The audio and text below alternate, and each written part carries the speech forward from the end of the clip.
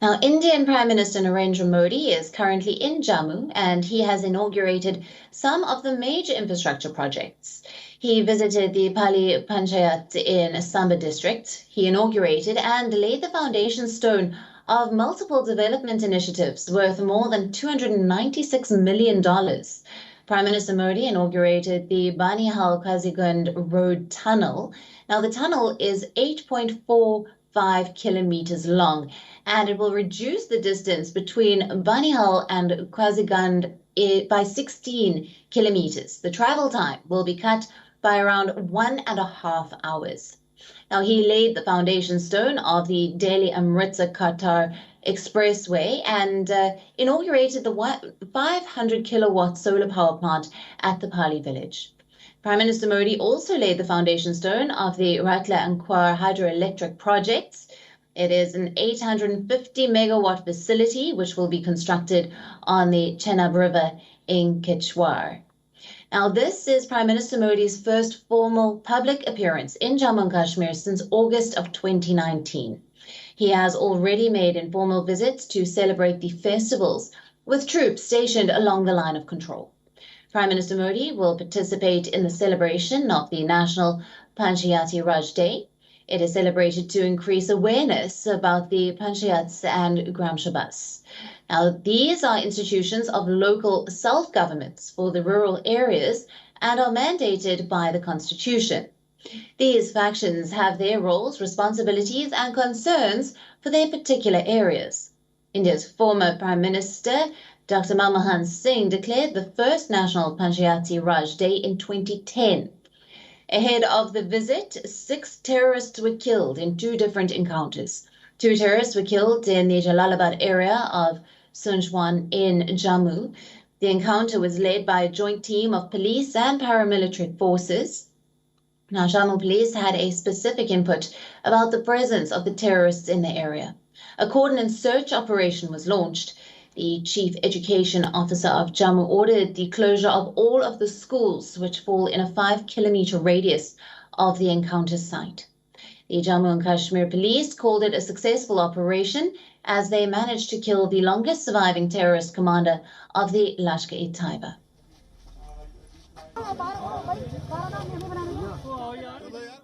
Now, WION correspondent Idrees Lone is joining us live from Srinagar. Hello to you, Idrees. Now, Prime Minister Modi has inaugurated a number of projects today. Can you tell us the details and what impact this will have in development in the region?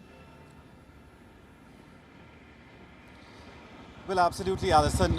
Multiple developmental projects have been inaugurated by the Prime Minister Narendra Modi today in Jammu while addressing a rally of panchayats.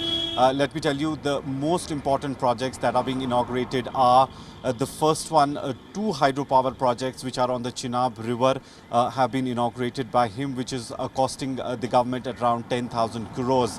If we talk about an expressway, there's a road that will be made from Delhi to Katra for the pilgrims who will be taking the pilgrimage to Vaishno Devi Shrine. That has also been inaugurated. There was a tunnel which was thrown open to the public last year from Banihal to Kazigund area. That has been also inaugurated by the Prime Minister. Multiple projects being thrown open today for the people of Jammu and Kashmir. And while the Prime Minister was talking, addressing the rally of panchayats in Jammu, he also made it very clear that the focus of the central government is only development in Jammu and Kashmir, and that's what they are working on. He also pointed out a very important thing that is related to tourism. He said that in the last 3 decades, the tourism industry had taken a hit in the Union Territory of Jammu and Kashmir, and it's after a long time that in the last 3 months all the previous records have been broken, and there are no places for tourists who are coming to Kashmir to stay. Hotels are completely booked, houseboats are completely booked, and for the next 2 months it seems that a lot of domestic tourists will actually be coming to the Kashmir Valley. So he said the focus of the central government will remain the development of the Union Territory. Idrees, could you talk to us about the security situation on the ground at the moment? Well, Alison, the security has been put on high alert from the last 1 week.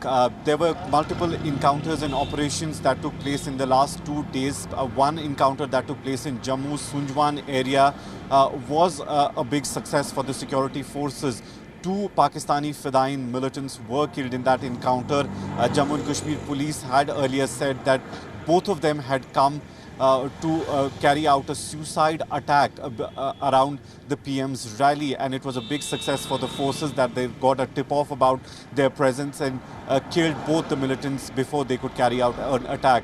If we talk about Kashmir Valley, it's also been on high alert, and there were 2 operations in the last 48 hours. Yesterday, last night, we saw that 2 Pakistani militants were killed in South Kashmir's Kulgam district. Security forces also claimed that both the militants were active from 2018 and were involved in many attacks that happened in the Kashmir Valley. Right. And does this mark the beginning of a stronger commitment for industrial development in Jammu and Kashmir as more stability comes to the area? Well, absolutely, Alison. If we talk about the developmental projects that have been taken up by the government, the Lieutenant Governor of Jammu and Kashmir made it very clear that he said the foreign investments have been made for the first time in the Union Territory of Jammu and Kashmir. Around 27,000 crore investment on paper already being made, and he said within the next 6 months they are hoping that the numbers will go up to 70,000 crores, which is huge for a state like for a union territory like Jammu and Kashmir. Idrees, thank you very much for joining us on this broadcast with all the latest. WION now available in your country. Download the app now. Get all the news on the move.